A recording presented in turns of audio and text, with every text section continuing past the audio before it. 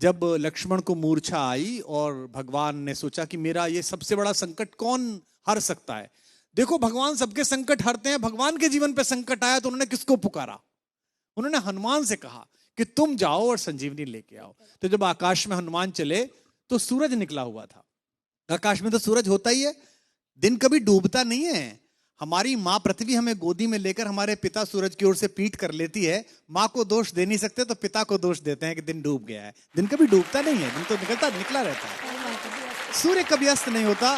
कैलाश भैया ने गाया, क्या बात है, क्या बात, क्या कभी अंबर में। तो बेटा सूरज कभी डूबता नहीं है। तो सूरज आकाश में मिला, और अगर सूरज इधर निकल जाता जहां लक्ष्मण लेटे हुए थे तो भगवान के जीवन का सबसे बड़ा संकट आ जाता। उनका भुजा जैसा भाई, जिसे वो अपनी भुजा कहते हैं दाहिनी, वो पृथ्वी छोड़ जाता। भगवान सहन न कर पाते तो इतना बड़ा काम करने गए, और कितने ताकतवर थे। पंच तत्वों में से एक पवन के बेटे हैं। सूरज से मिले तो उन्होंने कितनी विनम्रता से बात की। रवि भाई सूरज से बोले, हे सूरज इतना याद रहे संकट एक सूरज वंश पे है।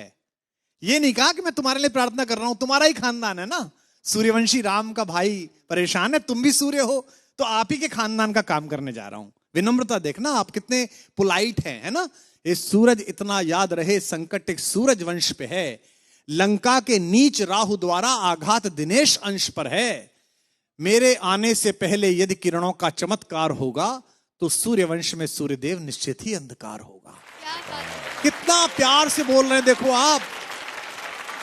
इसलिए छिपे रहना भगवान। जिसने राम के अलावा किसी को भगवान नहीं माना वो हनुमान सूर्य से कह रहे हैं, इसलिए छिपे रहना भगवान, जब तक न जड़ी पहुंचा दूं मैं, बस तभी प्रकट होना भगवान, जब संकट निशा मिटा दूं मैं। आशा है स्वल्प प्रार्थना, ये जरा सी प्रार्थना सच्चे जी से स्वीकारोगे।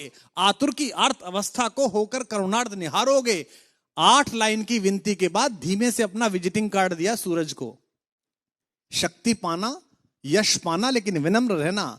आशा है स्वल्प प्रार्थना ये सच्चे जी से स्वीकारोगे। आतुर की आर्त अवस्था को होकर करुणार्थ निहारोगे।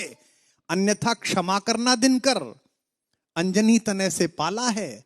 बचपन से जान रहे हो तुम हनुमत कितना मतवाला है। क्या बात है। अन्यथा क्षमा करना दिनकर, अंजनी तने से पाला है। बचपन से जान रहे हो तुम हनुमत कितना मतवाला है। और धमकी भी कैसी दी। ये जो रवि भैया खड़े हैं ना आपके बगल में, इनके इलाका जहां से शुरू होता है वह धमकी ऐसी दी जाती है कि इतना गोली मारेंगे कि खोखा बेच के करोड़पति हो जाइएगा।